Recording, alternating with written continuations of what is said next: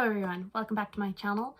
So today I'm going to be talking about my 5-star predictions. So there's kind of two reasons why I'm doing this video. So the first one is because in my TBR game there is a spot on the board which is a 5-star prediction. And of course I have 5-star predictions in my head, but I kind of just wanted to put them out here so I can come back to this video and read one of those when I land on the space. And then the second reason is because maybe next year or whenever I eventually get to them, I can revisit this and see, was I right? Do I know my own taste? I'm pretty confident, but I've been very ruthless this year. I haven't had any 5 stars this year, so yeah, I could be wrong. So let's get into this. So the first book that I'm going to talk about is The Poppy War by R.F. Kuang. This series is so hyped, and so even if I don't give the first book a 5 stars, I think some book in the series is going to be a 5-star for me. This is an adult fantasy series which follows a girl called Rin, I think, and she is very poor, and she decides the only way to escape this is to go to this really well-established military academy, and it's very hard to get into it, and so she trains really hard for it and she gets in, but she faces a lot of discrimination because she's poor and she has darker skin. And I know that it is a very ruthless fantasy and it is inspired by some horrific true events. So I know that it's going to be a hard read, and I'm very intrigued because so many people think it is so good, and I hope that I will be one of those. I also know that kind of the main problem a lot of people have with it is there is a huge shift in the middle of the book. It goes from kind of a school setting, training and all of this, to the brutality of war. And I know that that's a thing that lots of people don't like about the book. The first book is that huge change, so I'm prepared for it, so hopefully I won't mind it. So then the second book I'm going to talk about is Furyborn by Claire Legrand, and this is 100% because of Mare Reads. She hasn't stopped about it, and every time she talks about it I'm like, I must pick that up now, and I'm like, no, you have a TBR to stick to, don't pick it up now. So I hopefully will land on 5-star prediction and I will get to this soon. Mare Reads has just been raving about this entire series. This entire series has just absolutely destroyed her, and so that is 100% the reason. I had heard about it when I think the first book came out, and people seem to have a lot really mixed opinions on it, but now however many years later I just hearing rave reviews about it. I think the last book came out at the end of last year. Yeah, I'm very intrigued. I'm not 100% sure on the synopsis, but I believe it follows 2 timelines where and I think there's some prophecy about one queen will destroy the empire and the other will save it, or something like that. And I think in the past timeline we're following the queen, and they're trying to find out whether she's the one destined to save it or to destroy it. And then I think in the present timeline we're following maybe a thief or an assassin or something. So I don't even know what this is about, but just because everyone loves it so much, I think it's gonna be a 5-star. And then book number 3 I'm going to talk about is The City of Brass by S.A. Chakraborty. I'm actually about a third of the way into City of Brass. I'm not sure is this one going to be a 4 or a 5-star, but I've heard the series gets better and better with each book, so I definitely think maybe one of the sequels will be a 5-star if the first book isn't. It follows Nari, who is a con woman in 18th century Cairo, and one day she accidentally summons a Jinn warrior and he takes her to the City of Brass, and she kind of gets involved with the politics and all of that. Number 4 on this list is going to be The Mark of Athena by Rick Riordan, and so you might be asking, that's a very specific one, and that's because I will get to the Heroes of Olympus. I've been promising this for a very long time and I'm gonna do it. But I don't think I'm gonna love the first one because there's no Percy Jackson in it, and what's the point of that? I'm probably gonna like it, but I don't think I'll love it because there's no Percy. Then the second book I've heard is kind of basically the Sea of Monsters of the Heroes of Olympus.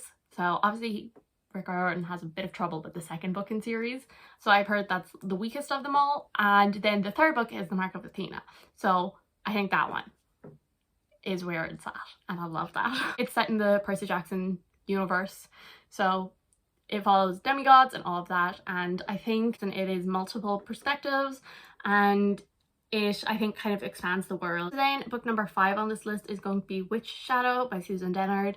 This is my most anticipated release of the year. It comes out at the end of June. I'm pretty confident will be a 5-star.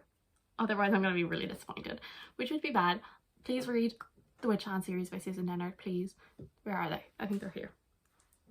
There they are. Please read them. Please ignore that they're all different sizes. And Witch Shadow, as I said, is the 4th book in the series. And I really hope that it'll be a 5-star. I'm pretty confident because Blood Witch was insane. You've seen this before. It was my 2nd favorite book of last year. I loved it.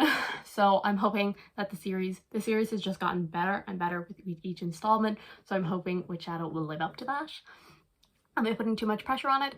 Maybe. But it's set in this world where there are witcheries, and we follow a couple of main characters, but 2 of them are Safi and Isolde, who are best friends, and Safi is a truth witch, so she can tell truth from lie. And this is very important in politics, and a lot of people would kill to have a truth witch on their side, especially since there is like a war upcoming and Safi accidentally reveals her powers, so the 2 of them have to go on the run. That is the most basic synopsis, and we've gone so far from there. Book number 6 on this list is The House in the Cerulean Sea by TJ Klune. I know I will like it because everyone likes it, but it's a very like happy, joyful book, and I'm not sure will I like that. What does that say about me? Not good things. It follows a caseworker in this magical world and he works in this like department for magical children basically, and he gets sent to this orphanage filled with like the most dangerous children who could like destroy the world, and he has to make sure everything's being run smoothly, and romance blossoms between him and the person in charge of the orphanage, and then I think, you know, he grows to love all of these magical children, and I'm excited for it. Everyone seems to love this, no matter what genre you like, no matter what age range you read, just everyone seems to adore this story, and I'm hoping that I will be one of them. So then book number 7 on this list is going to be more books in the Mistborn Trilogy. I read the first book, The Final Empire, in January, and I gave it a very high 4 out of 5 stars. I used Callpile. I'll leave the video explaining that down below. And that one, it was 1 point off being a 5-star. So it was so close to being a 5-star, and I'm pretty sure it gets better and better with each book. So I'm presuming that the 2nd book or the 3rd book will definitely be a 5-star read for me. So the Mistborn Trilogy, it's set in this world where there is allomancy, which is magic where you ingest metals and it gives you powers. So if you have 1 power, you are a misting, and then if you can control all of them, you are a Mistborn. And we follow 2 Mistborn as they try to take down the Lord Ruler, is that what he's called? Who has been ruling for years and years, and they're finally going to take him down. I'm very intrigued as to where the story is going, because the way the first book ended was pretty clean, I would say. And that makes me very nervous for the 2nd book, because I'm sure wild things are going to happen. So then book number 8 on this list is going to be kind of the odd one out on this list, I suppose, or at least so far, and that is Anxious People by Frederick Bachman. It is like an adult fiction book, and as you can see from these books, most of these are fantasy. I read Beartown at near enough the end of last year, and I gave it 5 out of 5 stars. I think it made it to my top 10 of 2020. I really liked the writing and the character study. I thought all of the characters were really well developed, and that's basically what Anxious People is as well, but it's a bit more comedic, I guess.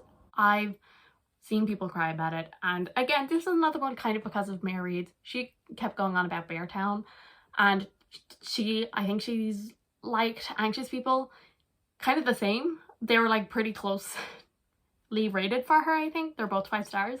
So I'm kind of presuming if I 5-starred Beartown, I will probably 5-star Anxious People. So then book number 9 on this list is going to be Fool's Errand by Robin Hobb. I have it right here. I'll show it to you. So if you didn't know, I've been reading The Realm of the Elderlings along with Becca in the books and all of the people she has enlisted for Elderling along, and I have really been enjoying them. I haven't given a lot of them 5 stars. Most of them have been 4 stars for me, but Assassin's Quest, which is the last book in the Cerulean Trilogy, was an absolute 5 out of 5 stars. That was my favorite book of last year. After the Cerulean Trilogy, we moved on to the Lifeship Traders, and for that, I didn't really enjoy them, but I don't really like that kind of a setting, like seas and pirates and all that stuff. That doesn't really bother me as much, whereas I do like the whole like castles, kings, queens, all of that kind of stuff. I kind of prefer that kind of a setting. And in this series, we go back to the characters in the Cerulean Trilogy, and I feel like this is damp. Yeah, so I have pretty high expectations for this. I imagine something in this series is going to be a 5-star, if not the whole series, because I really love the characters that we met in the first series. They are my favorite characters, and I'm very excited to get back to them, but also a little nervous. So I'm hoping that this will be a 5-star. I'm so sorry if you can hear the wind. It's so loud. The very last book that I'm going to talk about, and again, this is another one which is a little different to the rest of the books on this series, and that is A Monstrous Call by Patrick Ness. I have read some Patrick Ness, but definitely not in the same vein. They're down here, I can't reach them. I read the Chaos Walking series by him, and I really loved that.